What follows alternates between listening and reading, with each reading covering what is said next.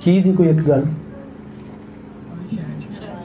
हाँ, सबसे बड़ा वजनी लफ्ज़ जो उसने बोला बादशाह के, किंग ऑफ किंग्स, हालांकि वो नहीं थी। और हमने सीखा कि हमने अपने आला मर्तबों वालों से, ऑफिसर से, बादशाहों से, हुकूमतों से कैसे डील करना है। रात भी ये बात हो रही थी, सब हुकूमतें खुदा की तरफ से। पॉल ने लिखा रूमी ख़त में, आला हुकूमतों के ताबे रहो।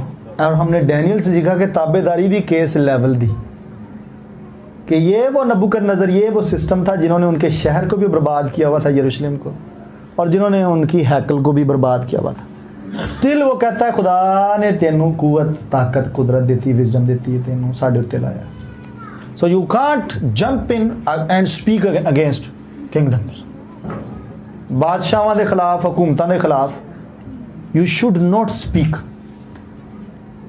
It's not biblical. You speak against direct authority of God जिन्हें उन्होंने लाया। उन्हें एक स्टेटमेंट दी, कहना जो बादशाहों मजूल भी करता, लाउंदा भी है, सल्तनतां नूं उखाड़ भी दिंदा, लाउंदा भी कायम। So it's up to God जिन्हें लाया तुहाडे उत्ते। So we should not speak against any institution of the government, police, government दे वापडा दे, सुई गैस दे ना। इट्स नॉट लाइक दिस, उत्तों चलती पई सारी। अल्टीमेटली क्या होगा, जो किंगडम गलत कर रही होगी वो किंगडम रहेगी नहीं। आई खुदा की तरफ से ही होती है, बाइबल पूरी पढ़ के देखें। लेकिन जितनों ने फिर ज्यादती की है खुदा की नेशन के साथ, वो फिर रहते नहीं हैं।